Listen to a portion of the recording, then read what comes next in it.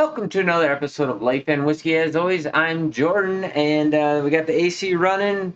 Summer's in full swing here in Wyoming. It's like 90 something degrees out today, so hopefully that's not causing a problem. So, with that, we got Bardstown Bourbon Company. This is the first time I've had one of these. I just took the foil off of it. This is an interesting deal. The distillery was acquired by the Pritzker private capital company out of Chicago, or just Pritzker Private Capital. So they are claiming transparency on here as much as possible. I will give them that there is quite a bit of information here on the bottle. It was distilled in fall 2016, 6 years old. Mash bill is 60% corn, 36% rye, and 4% malted barley. Coming in at 40%, 48% ABV or 96 proof. Heard some pretty good things about this. Once again, this is the Bardstown Origin Series. Picked this up for $45 off of Blackwell's Wine and Spirits. You've heard me talk about them before. They are a company that will deliver to Wyoming from San Francisco. They have some decent prices on stuff. Some things are a little overpriced. Some things are on sale and at a pretty reasonable price. For instance, here at the cheap liquor store in town, I can get a bottle of Lefroy 10-year for $56 and change. I could get it online from them for $55. Almost picked up a bottle because I am out, but decided to save myself the money at the moment. I bought this. The next review we are going to do is the Blade and Bow, and then tonight, after my wife and I enjoy a couple of drams, I have a Lefroy Cardias, something like that, the 2023 release, and then we also have the Lagavulin Distillers Edition 2023 release. So we're going to enjoy both of those tonight. Look forward to those reviews later coming up. But for now, $45, not bad. I don't know if it shows up on the camera or not, but man, it has a pretty nice, clean label. Things are looking good. Yeah, I don't know a whole heck of a lot about it. Coming out of Bardstown, Kentucky, and I have seen a review of it that kind of got me interested in it, got it on my my hit list. The other one I have from Bardstown is their Series 10. Sorry, I'm gonna bust out the phone because I don't remember what it's called. So bear with me just for a second here while I look that up on my hit list here. It is Bardstown 13th Discovery Series number 10. So this is the Origin Series. It was on my hit list. I said, if it was about $50, got it for $45. Pretty happy with that. Let's see, what else do we need to know? Probably about it. Let's get into some whiskey, I think. Just cracked the label on this. Ooh, very nice nose. Very fruit forward. I get cherry. I get cherry blossom. Has a little bit of floral component to it. A little bit of red fruit, like a strawberry in there. I could be convinced that there's some apple. It's like just a really bright, sweet smelling fruit. A little bit of honey, a little bit of caramel. Ethanol's kind of in there in the background. Just a very sweet, bright, vibrant nose, leaning heavy into the fruit. Yeah, very, very nice. Very, very nice. I like that a lot. And this is, the neck pour, if you want to call it that. A little bit of creaminess in there, like some creamy caramel. I'm liking it so far. Get in on the taste.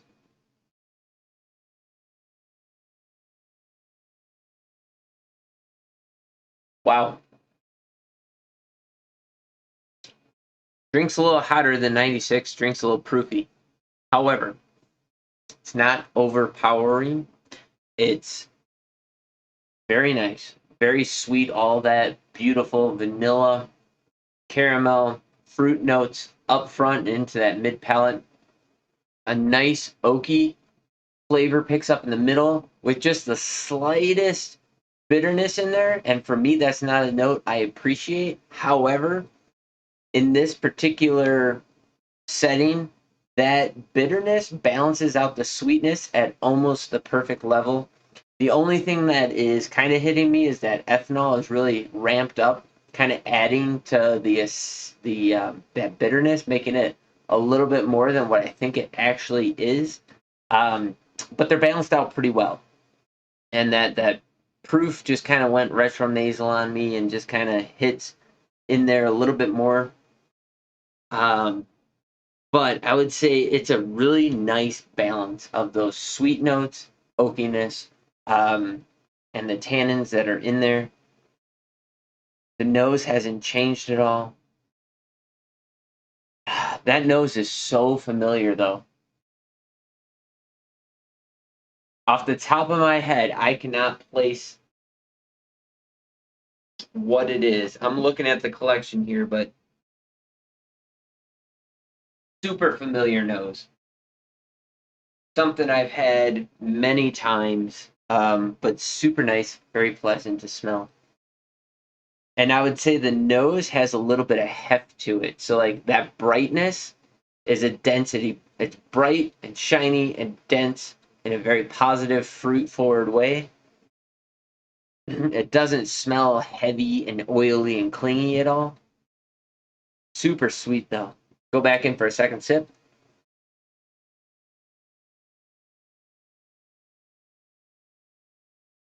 Vanilla caramel forward. That time, that creaminess kind of came forward in the beginning.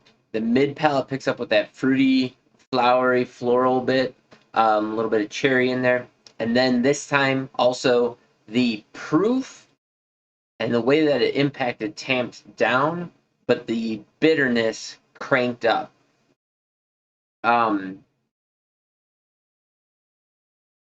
so it got more bitter to me. And it didn't balance out the sweetness that time. That first sip, it was like a perfect balance. This time, the bitterness started to take over. That wood finish got a little bit harsher.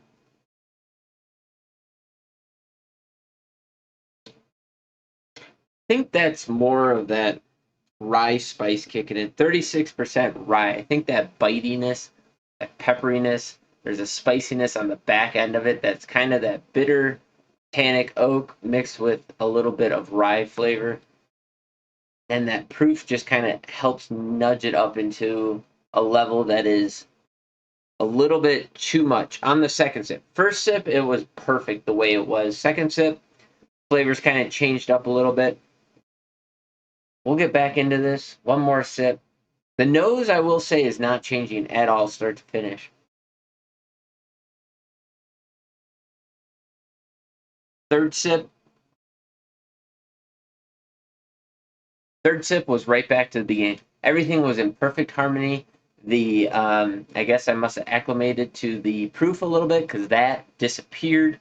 The tannin, the bitey bitterness on the back end mixed back in, played really nice, and it was a lot more sweet, creamy, caramel, vanilla up front, and then that fruit note was there, but not as intense in the middle, and then that oak is what it finishes on, but the sweetness came back around on that oak.